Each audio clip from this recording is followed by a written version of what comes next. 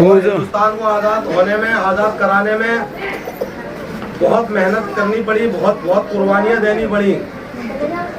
हमारे हिंदुस्तान को सबसे पहली कुर्बानी जिसने दी वो सूफी संत सन्यासी शहीद मजनू शाह रहमतुल्लाह ताला अलैह हैं, जो जिनका मज़ार शरीफ मकनपुर शरीफ में बना हुआ है।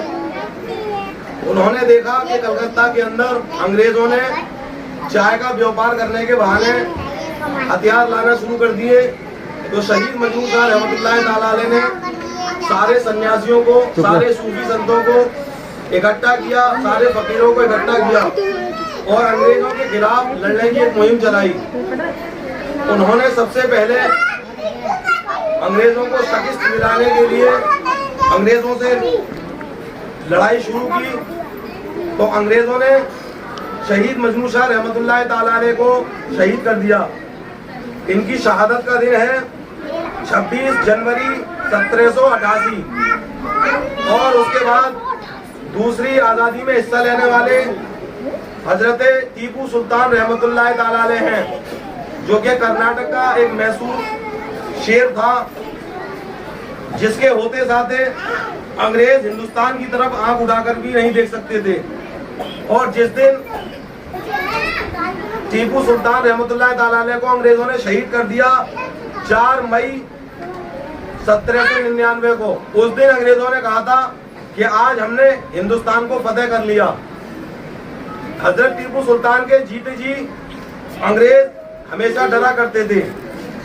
उसके बाद हजरत अल्लामा फजल हक खैराबादी रहमतुल्लाह ताला अलैह का नंबर आता है कि जिन्होंने हिंदुस्तान में रहने वाले लोगों को अंग्रेजों के खिलाफ जिहाद का फतवा दिया था 1857 ईस्वी में। उनको काला पानी की सजा कर दी अंडमान निकोबार द्वीप समूह में, वहीं पर उनका मज़ार शरीफ बना हुआ है। उनकी शहादत का दिन है 20/8/1861 ईस्वी। उसके बाद हमारे प्यारे वतन हिंदुस्तान में आज़ादी लेने वाले चंद्रशेखर जी हैं।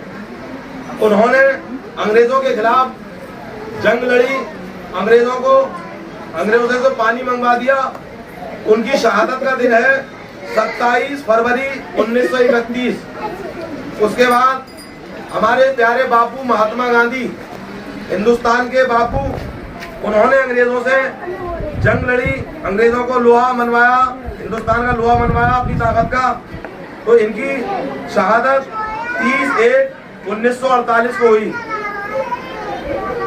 उसके बाद हिंदुस्तान की आज़ादी में हिस्सा लेने वाले संविधान के निर्माता भीमराव बाबा अंबेडकर साहब हैं, कि जिन्होंने अंग्रेजों को हिंदुस्तान से भगाने में बहुत बड़ा किरदार अदा किया है। उनकी शहादत 6 दिसंबर 1956 को हुई। और इसी तरह से हिंदुस्तान की आज़ादी में हिस्सा लेने वाले हजरत मौलाना अबुल कलाम आज़ाद हैं, कि जिन्होंने अंग्रेज़ों को भगवाने में खूब जंगें लड़ी, अंग्रेज़ों को हराया, हिंदुस्तान खाली करवाया। उनकी शहादत 22 फरवरी 1958 को हुई। इसी तरह से हमारे हिंदुस्तान के पहले प्रधानमंत्री, प्राइम मिनिस्टर चाचा नेहरू हैं। उन्होंने हिंदुस्तान की आज़ादी में बढ़ चढ़ के हिस्सा लिया और अंग्रेज़ों को यहाँ से निकलवाया। वो इस दुनिया से रुखसत हुए 27 मई 1964 को।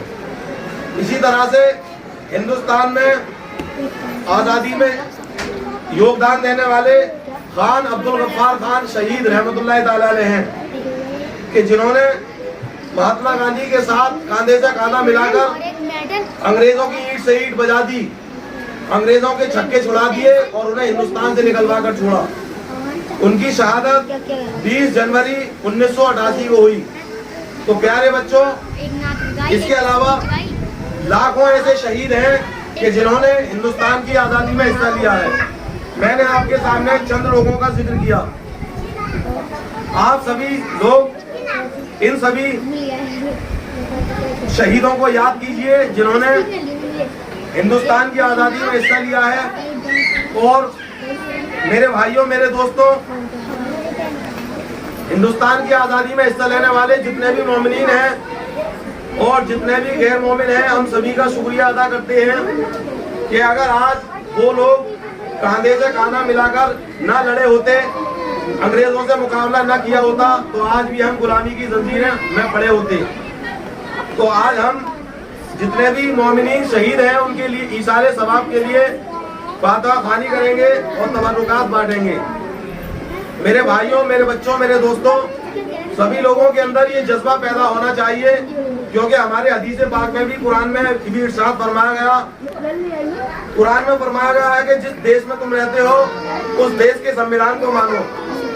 और हदीस पाक में फरमाया गया, हुब्बुल वतन मिनल ईमान, वतन की मोहब्बत ईमान का हिस्सा है। और हमारे संविधान ने हमें राइट दी है, अधिकार दिया है कि हम अपने धर्म पर, जितने भी धर्म के लोग हिंदुस्तान में रहते हैं, सब अपने अपने धर्म पर आज़ादी के तौर पर चल सकते हैं। मौला अज़्ज़ा व जल्ला से दुआ है कि परवरदिगार आलम जितने भी मोमिनीन ने इस जंग आज़ादी में हिस्सा लिया, हिंदुस्तान को आज़ाद कराने में योगदान दिया, सबकी कब्रों को नूर से मामूर फरमाए।